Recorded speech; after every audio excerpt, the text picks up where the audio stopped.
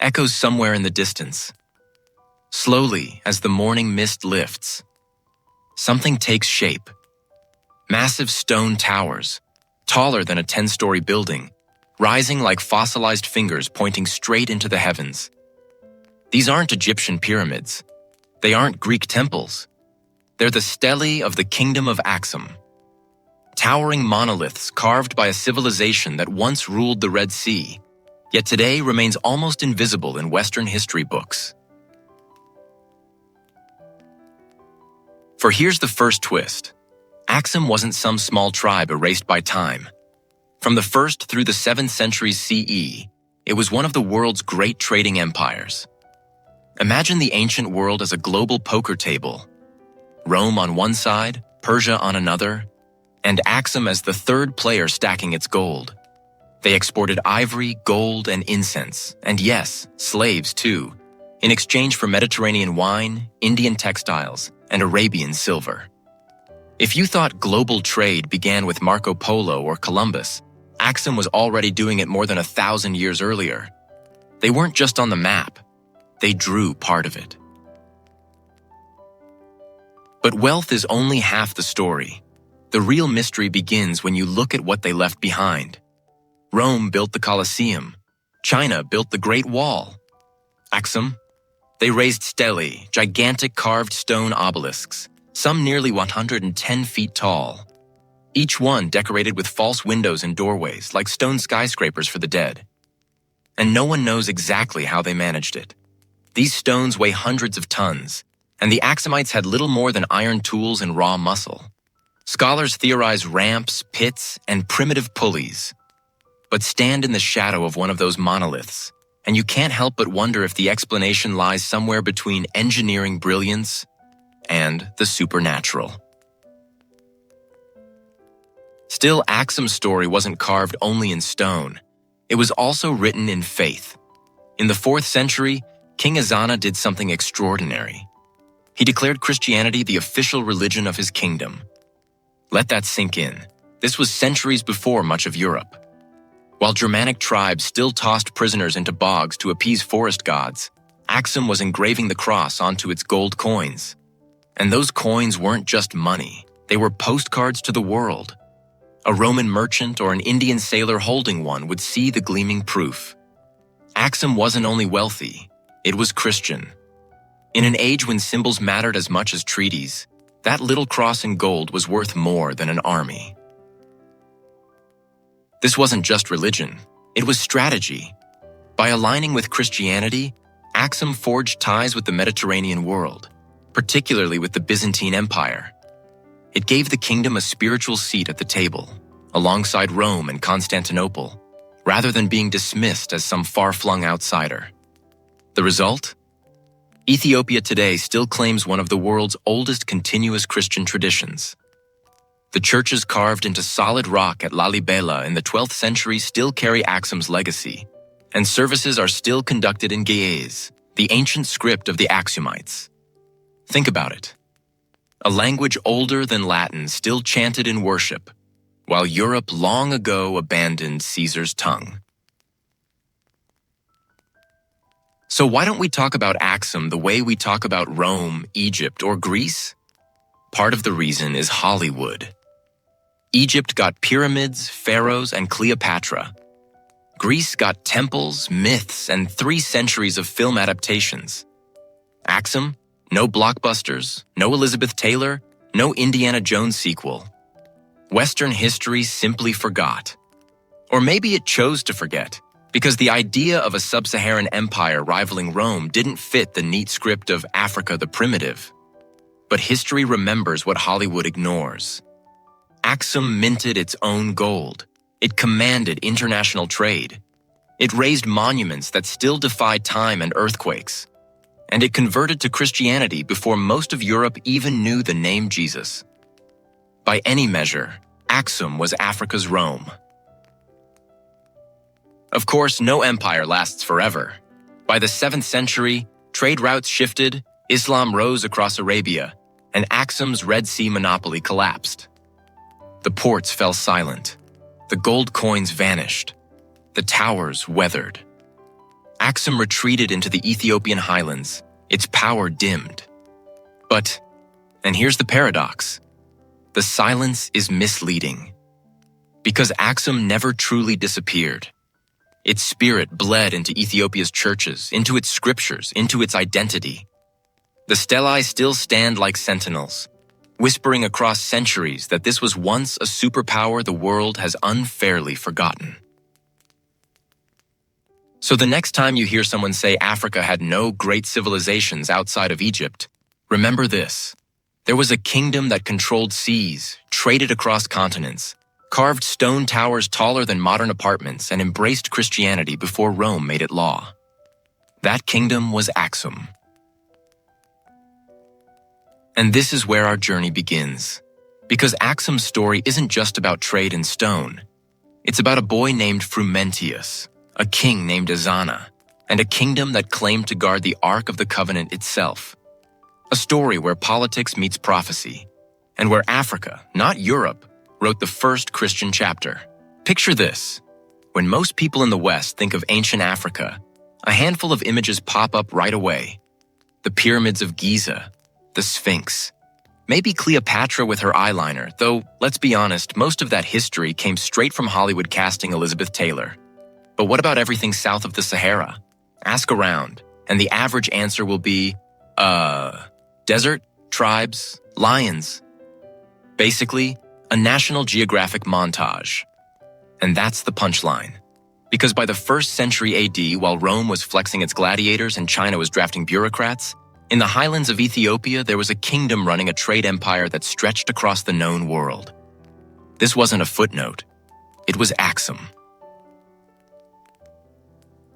Now let's set the stage. From the 1st to the 7th century, Axum controlled the Red Sea. Not just a coastline, but the entire artery that linked the Mediterranean, the Indian Ocean, and the Middle East. If the Red Sea was the ancient version of a superhighway, Axum owned the toll booth. Want to ship black pepper from Kerala to Rome? You paid Axum. Want silk from Egypt to Arabia? Again, Axum. Could you go around them? Sure, if you felt like trying a camel caravan across the Sahara. Spoiler alert, no merchant in his right mind wanted that. The beating heart of this empire was the port city of Obelisks. Imagine the chaos. Greek merchants shouting prices, Arab sailors bargaining over incense, Indian traders unloading pepper while camels groaned under the weight of ivory tusks. The air thick with spice, salt, and sweat. Here, East met West.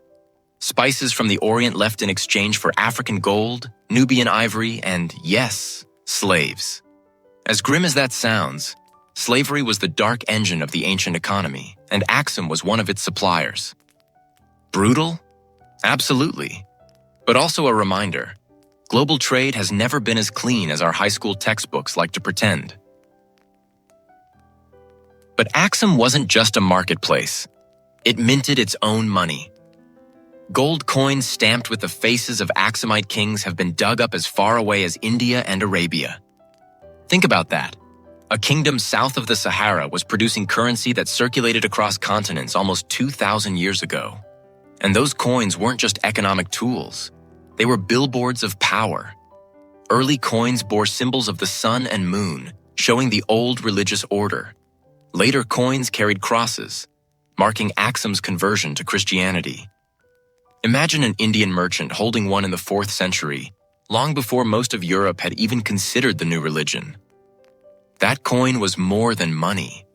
It was a political handshake. Hello world, we're Axum, we're Christian now, and by the way, we're still rich. So how did the rest of the world see Axum? Rome, famous for its arrogance, actually recognized Axum as one of the 4 great powers of the earth, alongside Rome itself, Persia, and China. Stop and let that sink in. Rome, which called everyone outside its borders barbarians, put Axum in the same league as itself. And that's no small compliment. If the Romans respected you, you were doing something right. If they considered you an equal, you were doing something extraordinary. And yet, fast forward 2,000 years, and how many Westerners can even point to Axum on a map? That's the irony. The Romans remembered. We're the ones who forgot. Adulis, meanwhile, wasn't just about commerce. It was about control. Whoever held Adulis controlled who got rich and who didn't. Axum could tax shipments, control supply, and influence prices. Want pepper in Rome? Ivory for your villa? Wine in Arabia? The gatekeeper was Axum. It's almost like OPEC today controlling oil. Only instead of barrels of crude, it was sacks of spices, tusks of ivory, and bricks of gold. One empire could tilt the economy of half the world simply by opening or closing the port gates. Not bad for a kingdom most Western history classes never mention. And commerce brought culture. In Adulis, you could hear Greek mixed with Ge'ez, the ancient Ethiopian language. You could smell Arabian incense mingling with Roman wine. You might see an Indian trader lighting a fire next to an Axumite priest. This wasn't just a port, it was a melting pot centuries before New York claimed the title. And it's this cultural exchange that seeded something far greater. Trade didn't just move spices and gold, it moved ideas. One of those ideas would soon transform Axum forever: Christianity. But before we jump ahead, let's linger on the irony. The very coins Axum used to show off its wealth now show up in dusty corners of museums in London or Delhi, labeled like obscure curiosities. The Periplus of the Erythraean Sea, a Greek sailor's guidebook from the 1st century, listed Adulis as one of the major stops for world trade. Our ancestors knew exactly how important Axum was, and yet, ask around today, and 9 out of 10 people in the West will just shrug. That's not just historical amnesia, it's almost comedy. We forgot the African kingdom that literally sat at the crossroads of global trade. Still, trade is a double-edged sword. The very thing that made Axum rich also made it fragile. Control the Red Sea and you're untouchable. Lose it and you're a footnote. By the 7th century, the rise of Islam shifted power to Arabia, cutting Axum out of its own lifeline. Caravans and ships rerouted. The gold coins disappeared. Adulis fell silent. It's the same old story. One day you're the gatekeeper, the next day you're the ghost of a port city. Sounds familiar? Think of Silicon Valley darlings, on top today, forgotten tomorrow, the victim of a single algorithm change. But here's the twist. Even as its trade empire collapsed, Axum didn't vanish into dust. It carried something forward that mattered even more: faith. In the 4th century under King Ezana, Axum became one of the very first kingdoms in the entire world to officially adopt Christianity. Long before France, long before England, even centuries before Russia. Which means that the so-called cradle of Christianity in Africa wasn't Egypt, at least not alone. It was Axum. And that's where the story takes a turn from economics to something deeper, something that still shapes Ethiopia to this very day. Because if the story of Axum's trade power makes you raise an eyebrow, the story of its role in Christianity might just blow your mind. So stay with me, because in the next chapter, we step into the churches of stone, the legends of the Ark of the Covenant, and the faith that made Axum not just a commercial giant, but a spiritual one. The story of Axum doesn't end with gold, ivory, or spices. If it did, we'd just file it away as another ancient logistics empire that once made a fortune moving stuff around. But what truly set Axum apart was not its cargo. It was its faith. And here's the twist of history. In the 4th century AD, Axum, yes, a kingdom south of the Sahara, became one of the very first states in the entire world to officially adopt Christianity. Think about that for a second. Long before the forests of northern Europe gave up their oak gods, long before the Norse stopped tossing prisoners into bogs for the sake of sacrifice, Axum had a king who said, "We follow Christ." His name was Ezana. And while Rome didn't make Christianity its official religion until Emperor Theodosius in 380, Axum had already stepped into the faith nearly half a century earlier. In other words, when Europe was still torn between Jupiter and Jesus, Ethiopia had already picked a side. But how did this spiritual pivot happen? The answer, strangely enough, begins with a shipwreck. According to legend, A Syrian boy named Frumentius was captured by pirates and somehow ended up in the Axumite court. Instead of fading into obscurity, he became tutor and trusted advisor to young Prince Ezana. And like every good mentor in history, he planted seeds. This time, the seeds of Christianity. When Ezana rose to the throne, those seeds blossomed into a royal decree. Axum was now Christian. A twist worthy of a Hollywood script, minus the CGI. Now pause here, because this changes the way most Westerners imagine Africa. Say Christian Africa today, and people picture 19th century missionaries. White men in black robes marching into the jungle with Bibles. But history flips the script. By the time Europe was still chanting in stone circles like Stonehenge, Axum had churches, crosses, and scripture. It wasn't Christianity imported, it was Christianity born deep in Africa. The proof is stamped in gold. Remember those Axumite coins? At first, they carried pagan symbols, the sun, the moon. But after Ezana's conversion, the cross appeared boldly on the currency. So when an Indian merchant or an Arabian sailor held that coin in his hand, he wasn't just holding money, he was holding a political message. Greetings from Axum, we're Christians now, and yes, we're still rich. That's branding, wasn't 600 years before Facebook ads. And this wasn't only about religion, it was strategy. Axum traded with Rome, it competed with Persia, which followed Zoroastrianism. By choosing Christianity, Axum secured a spiritual alliance with the Mediterranean world, especially Byzantium. It turned a so-called peripheral African kingdom into a respected partner at the global table. Even Rome, the eternal snob, had to nod in recognition. Fast forward, and the legacy endures. To this day, the Ethiopian Orthodox Church proudly traces its roots directly back to Axum. Not through Rome, not through Constantinople, but straight to the 4th century. For them, the Vatican is the newcomer. And the faith survives not just in prayer, but in stone. Like the rock-hewn churches of Lalibela, carved straight out of the bedrock in the Middle Ages, still echoing the spirit of Axum. The myths go deeper. Many Ethiopians believe the Ark of the Covenant itself, the legendary chest holding the 10 Commandments, rests in Axum, guarded inside the chapel of St. Mary of Zion. No outsider is allowed to see it. But the claim alone has turned Ethiopia into the center of one of Christianity's greatest mysteries. While Indiana Jones was busy running from boulders on film, the Ethiopians were saying, "Relax, we've had the Ark for centuries." So the next time you see an Ethiopian cross, delicate, intricate, unique, you're not just looking at jewelry.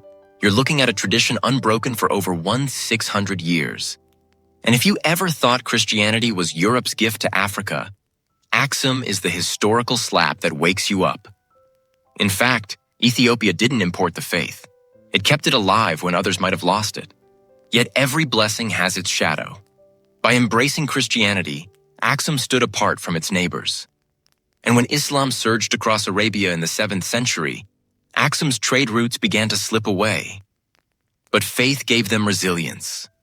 For centuries, Ethiopia survived as a Christian island in a Muslim sea, a solitary fortress of belief. And Europe, hearing rumors from afar, began to dream of a mysterious Christian king in Africa, a savior who might come to their aid. They called him Prester John, and his story would haunt medieval Europe for centuries.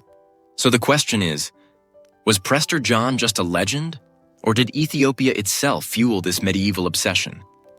Hit subscribe, ring the bell, because next time, we'll follow the trail of this phantom king and discover how Ethiopia, once again, shaped not just its own destiny, but the imagination of the entire Western world. Picture Ethiopia today, highlands bathed in sun and wind. You might think of coffee, jazz, maybe a Starbucks on every corner. But rewind nearly 2,000 years, and instead of cafes, you'd find a stone giant stabbing the sky. Not a street lamp, not a TV tower, but an Axumite obelisk, carved from a single block of granite, rising taller than a 10-story building. Its surface was etched with false doors and balconies, So it looked like a multi-story apartment complex, only it was solid rock. And here's the irony. Many of these obelisks are still standing today, while some of our glass and steel skyscrapers can't even last a few decades without demolition notices. These obelisks were Axum's way of declaring, "We are not only wealthy, we are eternal. You may forget our names, but you won't forget this stone." It was public relations in granite, the ancient version of a Google ad campaign, except indestructible. But Axum didn't just build with stone. They also traded in legends. And their most famous brand ambassador? The Queen of Sheba. You've probably heard of her from the Bible, from the Quran, this mysterious monarch who visited King Solomon. But the Ethiopian version adds a plot twist. Sheba didn't just visit, she left behind a son, Menelik I, who became Ethiopia's first king. In other words, Axum claimed a royal bloodline that traced directly back to Solomon himself. Political PR? A perfect 10 out of 10. And the story doesn't stop there. According to tradition, Menelik didn't come back empty-handed. He returned to Axum carrying the Ark of the Covenant. Yes, that Ark. The legendary chest of the Ten Commandments, the one Indiana Jones turned into a Hollywood weapon of mass destruction. Ethiopians believe it's still in Axum today, locked inside a small chapel, guarded by a single monk who never leaves the grounds. No tourists, no scholars, no cameras, just faith, and the imagination of everyone shut out. And here's the thing, when you keep something hidden, human imagination works overtime. Obelisks, Sheba, the Ark of the Covenant. Together, they turned Axum from a trade empire into a mythic empire. And here's the paradox. What makes them famous today isn't the ivory or gold that once flowed through the port of Obelisks. It's the stories and the stone towers that seemed useless at the time. Gold loses value. Spices go out of fashion. But myths, they never depreciate. Even Axumite coins became symbols. Some were stamped with the Christian cross, proving they were among the first states anywhere to embrace Christianity. Think about it. While much of Europe was still worshipping oak trees or drowning prisoners in bogs, Axum was minting gold coins with a cross on them. Those coins were more than money. They were missionary pamphlets in precious metal. And their language, Ge'ez, the Axumite script, still lives on in Ethiopian liturgy today. Western audiences might scratch their heads here. Wait, Ethiopia preserved a continuous ancient language for nearly 2,000 years, while we forgot Latin ages ago? Yes, exactly. Put it all together. A kingdom that connected Rome with India, a Christian heartland older than most of Europe, monuments that rival Egypt's, and myths straight out of the Bible. Axum was not a forgotten backwater. It was a headline act of the ancient world. The only problem? The Western stage lights never pointed south of the Sahara. If Axum had been in Europe, Netflix would already have 3 seasons of Empire of the Red Sea. Instead, they got a few footnotes in dusty textbooks. So next time you see an Axumite obelisk, don't think just a rock. Think of it as an ancient skyscraper, a stone press release that says, "We were here, and we knew how to tell a story so good people would still be talking 1,000 years later."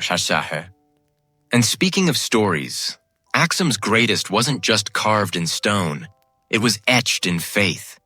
Because this was the kingdom that carried Christianity into Africa centuries before Europe caught up. And that decision would echo through time, turning Ethiopia into one of the oldest Christian civilizations in the world.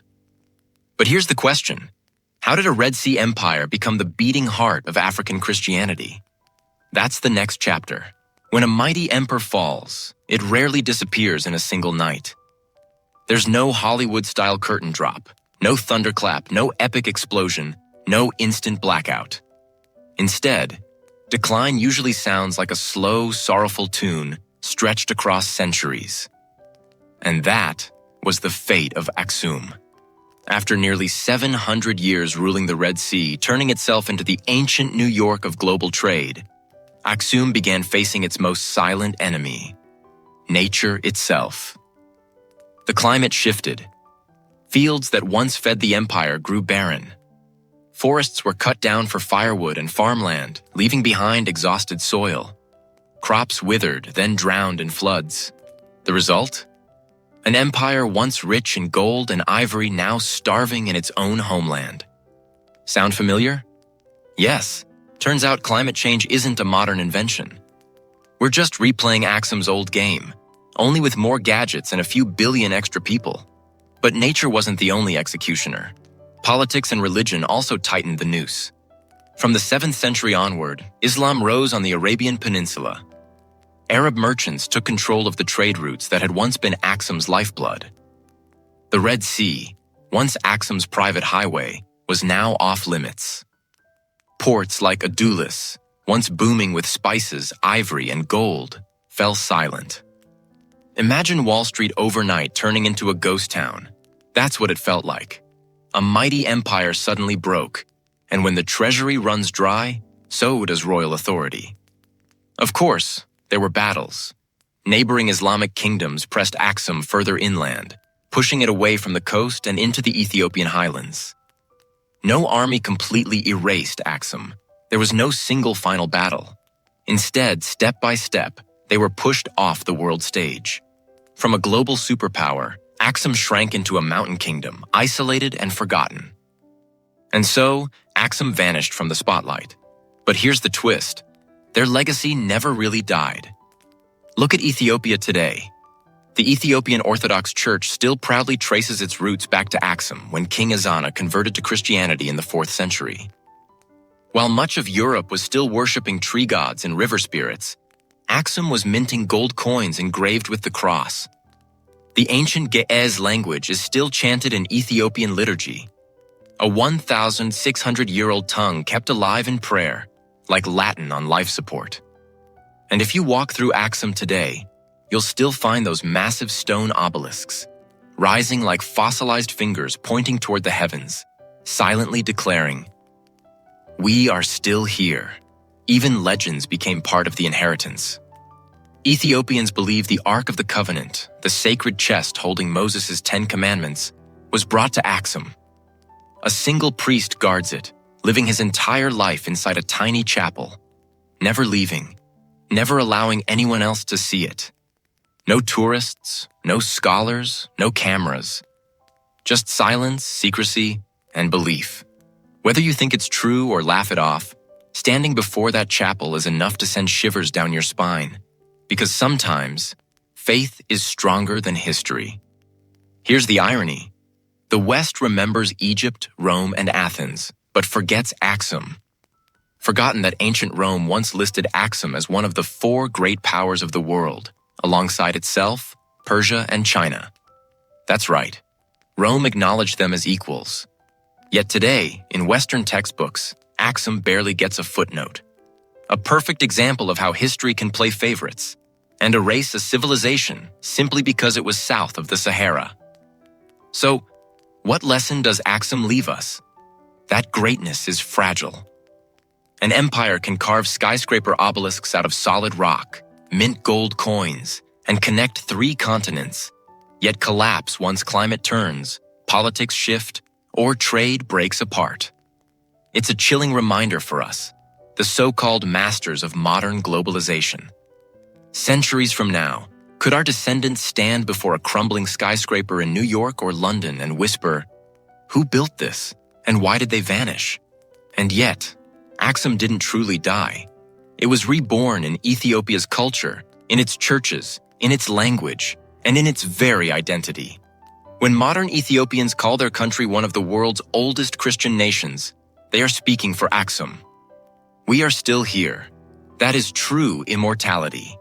And so, when night falls on Ethiopia's highlands, those ancient obelisks still stand, like petrified sentinels pointing skyward, reminding us that this was once an empire that ruled the Red Sea, that humbled Rome, and that wrote the opening chapter of African Christianity. They collapsed, yes, but they never vanished. They died, so they could become eternal. And if you think that story is strange enough, wait until the next one. Because across the Atlantic, another civilization was building step pyramids, measuring time with a 260-day calendar and believing that blood itself was the fuel that kept the sun alive. Trust me, you don't want to miss the Maya.